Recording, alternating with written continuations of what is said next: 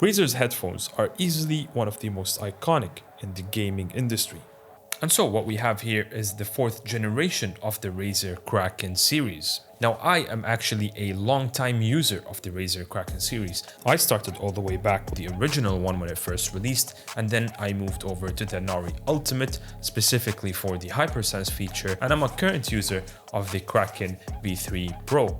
Now the main reason I went back to RAZER was actually for the Hypersense. If you've used one before, you'll know exactly what I'm talking about. The haptic feedback could actually deliver a whole extra layer of sound on top of your music, games, or movies to the point where it almost feels lifelike. Now, this feature might not be for everyone, but personally, I am quite fond of it. Back to the V4. Well, Hypersense is not going to be available on the standard model, and if you wanted to get it, you'll have to move over to the Pro version. So, how does it sound? Well, it sounds pretty good, especially if you've used other RAZER products before. It delivers a sound quality on par to other high quality headphones, something to be expected, and if you previously used a RAZER product, then this should feel just at home. Now, one of the most important features that RAZER constantly likes to talk about is their THX spatial audio. It's a form of surround sound that is actually pretty impressive. Now, it is available on the older model, however, I was able to tell the direction of the sounds much better on the V4s compared to the V3s. That's something worth noting. The drivers here are the RAZER Triforce 40mm. Now, the thing I found odd is that the V3s actually use a 50mm Triforce driver, unlike the new ones, the V4, which are on 40. But if you visit RAZER's website and click on Learn More when it comes to the driver section, both of them will take you to the same page. Now, I'm not sure if that is an error from RAZER's side or meant to be that way. A cool feature that I'm glad to see back on the Kraken is the retractable mic. You see, unlike the older model, the V3, which was detachable, this one is built right in and it's very easy to slide in and out. And now I'd like to move over to the way these headphones fit on your head. Now, finally, we have the movable ear cups, which was not the case with the V3s. The headphones are also lighter and feel a bit more sturdy compared to before. However, one of the things that I'm not quite fond of is the fact that the ear cups are now smaller.